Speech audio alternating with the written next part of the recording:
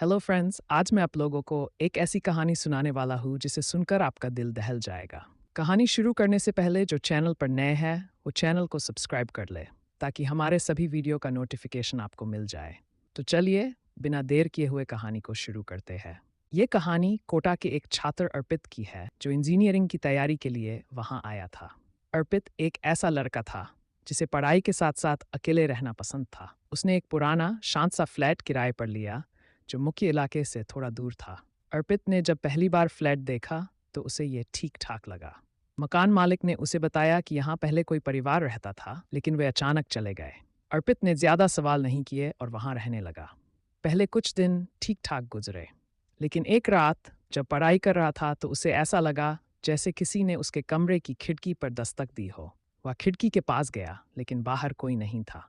उसने सोचा कि यह उसका भ्रम होगा। कुछ दिनों बाद अर्पित को अक्सर रात में अपने फ्लैट में अजीब अजीब आवाज़ें सुनाई देने लगीं, जैसे कोई उसके किचन में बर्तनों को खटका रहा हो। कभी कभी ऐसा लगता जैसे किसी के कदमों की आहट हो।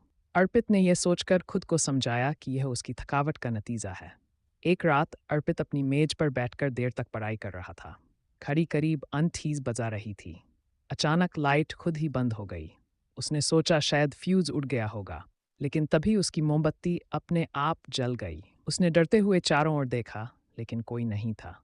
तभी उसे अपने पीछे किसी के सांस लेने की आवाज़ सुनाई दी। डरते हुए उसने धीरे धीरे पीछे मुड़कर देखा और वहां एक धुंधली आकृति खड़ी थी। वह आकृति एक महिला की थी जिसकी आंखें लाल थीं और वह अर्पित को घूर रही थी। उसने धीरे धीरे कहा, "यह घर मेरा है, तुम यहाँ नहीं रह सकते।"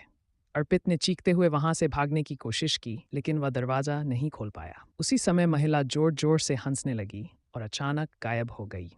अगले दिन अर्पित ने मकान मालिक से इस बारे में पूछा। मकान मालिक ने भारी मन से बताया कि कुछ साल पहले इस फ्लैट में एक महिला ने अपने बच्चे के साथ आत्महत्या कर ली थी। उसका पति उसे छोड़कर चला गया था और वह इस दर्द को सहन नहीं कर पाई।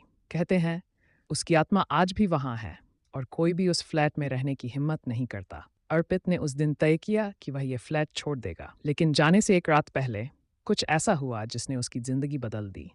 वह अपनी किताबें पैक कर रहा था, तभी उसे एक बार फिर वही आवाज़ सुनाई दी। इस बार वह महिला उसके सामने आई और जोर से चिल्लाई, "तुम्हें यहाँ से जाना होगा, अभी।"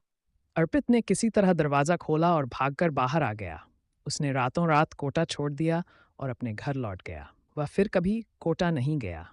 आज भी उस फ्लैट को भूतिया माना जाता है। कोई भी वहां रहना नहीं चाहता।